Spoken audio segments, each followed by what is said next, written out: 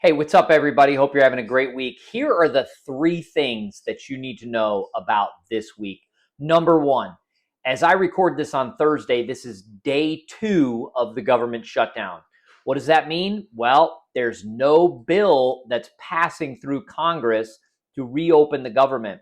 Therefore, everything but essential services are closed, and thousands upon thousands of government workers are basically now being sent home and furloughed. That's very important. What that means is that if they do return when eventually the government reopens, they will be paid for the time that they have been off. So in the past, when we've had these historically, people have gotten very concerned, especially if obviously they work for the government, that, oh my gosh, I'm not going to get paid, I'm not going to be able to pay my bills, so on and so forth. Well, the reality is at some point this will be resolved and they will be paid for their time that they have not been working. However, there's something very interesting about this government shutdown that it's going to be interesting to watch. And that is, unlike the past when we've seen government shutdowns, this has nothing to do with what's called our debt ceiling. A debt ceiling, especially when it comes to the United States, is a cap by which Congress has imposed to say, listen, we can't borrow any more money than here.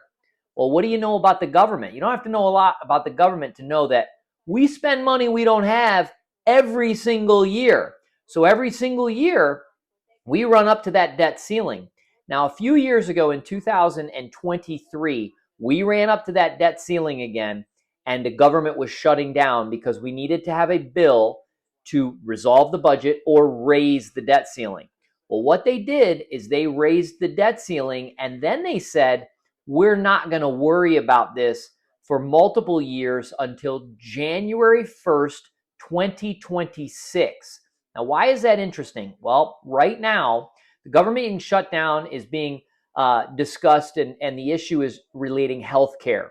Some of the subsidies that are in our current budget that are set to expire at the end of this year. And the Democrats do not want this to happen. They're holding strong. And in the Senate, we need a super majority. It's not enough just to have one extra vote in order to pass the budget. They need a super majority. But the interesting thing is, in a few short months, we're going to be right back here talking about the debt ceiling. And the math says by the time we get to January, spending the way we're spending now, we're going to be above the debt ceiling that we used to have anyways. It's going to be a big problem.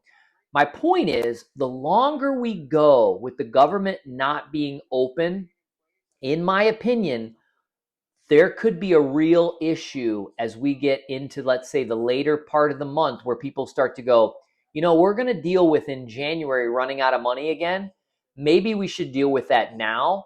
And there's a possibility. It's a small possibility, but there's a possibility that this government could be shut down for a real long time. So let's keep an eye on that.